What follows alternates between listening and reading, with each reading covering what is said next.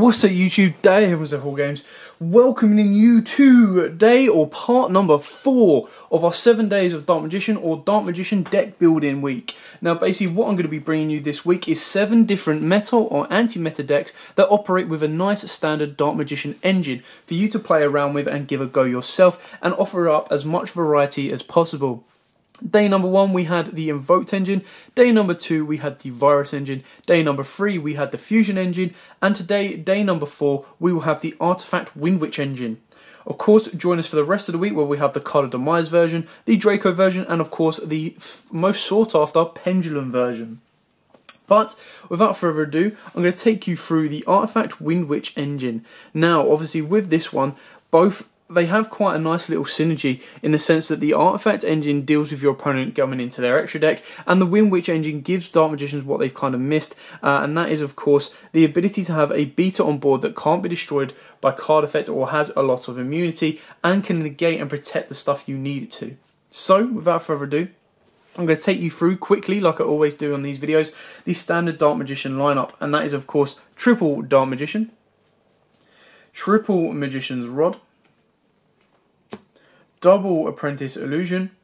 Now again, as I've said in all my previous videos, these are the base minimums I feel you should be running. 1 Magician of Dark Illusion, 1 Spellboy of Secrets, double Spellbook of Knowledge, double Spellbook of Secrets, triple Dark Magical Circle. When I get to them, there we go, triple Dark Magical Circle, 1 Illusion Magic, 1 Dark Magic Inheritance, 1 Monster Reborn, and then of course your triple Magician's Navigation and double Eternal Soul. Now these are all very, very staple. They've been in all of my decks previously of the Dark Magician lineup at these exact same ratios for the past 3 days, and they will remain the same until we get to the Card of Demise build, because that's where it might need to adapt in order to compensate for losing your hand. So now we get onto the Artifact Windwitch engine. Again, this is quite straightforward and very, very simple and to the point. It allows you to abuse the ability of the special summoned, and of course use the abilities of the artifacts to stall your opponent, pop your opponent, do anything you need to. And with the new introduction of Mjolnir, the Norse god Thor's hammer, it also gives you the ability to have less artifacts in deck and use and abuse them the way you kind of need to in order to recycle them and kind of go from there. So without further ado, let's take you through that little engine here. So we play triple Ice Bell, obviously the main card of the deck, you need that one, double Glass and single Snow.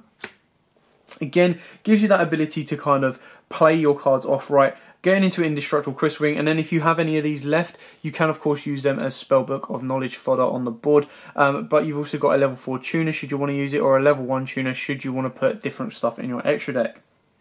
For the Artifact engine, we play the 1 Scythe, the 1 Moraltac, and the 1 Mjolnir. Now of course you can bump up both Moraltac and Scythe if you want to, but the way I've kind of seen it and kept it as low as I possibly can is the Mjolnir I want to stay in my deck because that can then revive either of these two and stun my opponent. So I want to get through these two first and then go into the Mjolnir.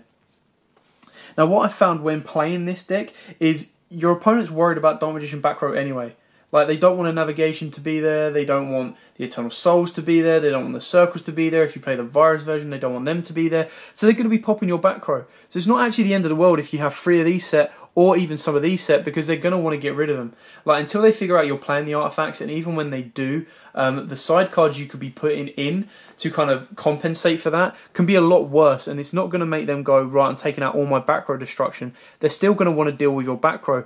With Sanctum giving you an additional pop as well can be very, very helpful and useful.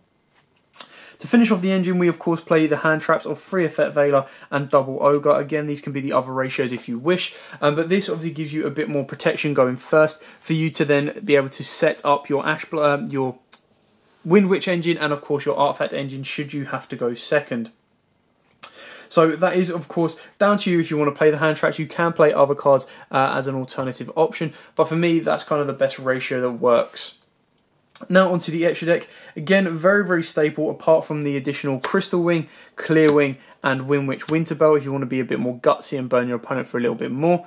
And then the rest is all staple with your Big Eye, your Flare Metal Dragon, your double Ibon Illusion, your single Ibon High, your one number 42 Galaxy Tomahawk, and then of course new additions I've got is an Adreus and a Turius. You don't have to play these, you can play any other rank 5 you want. I just quite like playing these as a pair. They're very, very nice to give a go. Your Artifact Durandal, and of course your Underclock Taker, your Link Spider, and your Decode Talker. So as you can see, very, very straightforward and standard lineup on the extra deck. Your rank 5s can be any rank 5s you wish. These are just options should you end up with 2 artifacts on board, which can happen. And it just gives you a couple of options to either reshuffle hands or extend a little bit further should you not already have a monster in your extra monster zone. But that is it for day number 4 of our Dark Magician deck building kind of exercise and kind of deck building options.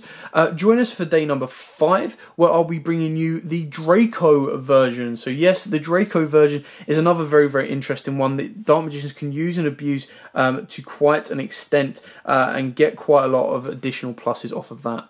But thanks for watching. I hope this has given you an idea. Join us tomorrow for our Draco version. Don't forget to check out all our previous ones, the Invoked, the Virus and the Fusion, all in links in the description below. But like, comment, subscribe, share. Till next time, guys, as always, happy dueling.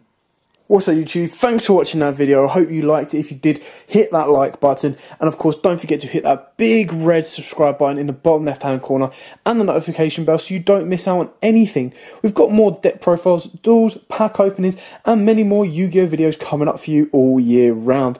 So don't forget to stay tuned for all of that. Thanks, and as always, guys, happy dueling.